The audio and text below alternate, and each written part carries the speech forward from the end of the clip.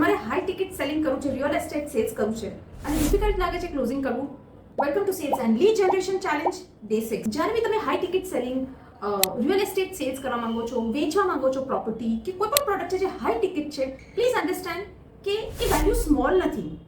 Value is a larger world, higher cost છે. એ એવું નથી કે ફ્લિપકાર્ટ એમેઝોનમાં આપણે જોયું અને લાઈક કર્યું અને આપણે એને કાર્ટમાં રાખ્યું અને મન થયું ત્યારે શોપિંગ કર્યું. It's not like that. તમારે એક્સેપ્ટ કરવું પડશે કે it is going to take time. Instant shopping થવાના ચાન્સીસ લો છે અને મોસ્ટ લોકો એ પેશન્સ લૂઝ કરે છે. Are you one of them? અને યુઝ્યુઅલી કેવું થાય છે, એન્ડ સુધી આવે અને તમારું પેશન્સ ઓવર અને જ્યારે કસ્ટમર એકચ્યુઅલમાં હા કહેવાનું હોય છે ને ત્યાં તો you have given up on the client. શું તમે પણ એ રેઝોનેટ કરો છો? અને એનું મેજર પ્રોબ્લેમ શું છે? મેજર પ્રોબ્લેમ છે અન્ડરસ્ટેન્ડિંગ.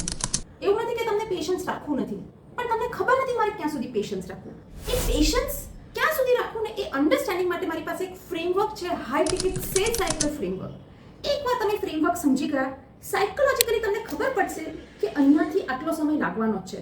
અને તમારે high ticket sales closing framework જોઈતું હોય, કમેન્ટ કરો HT સેલ્સ અને હું તમને DM કરીશ.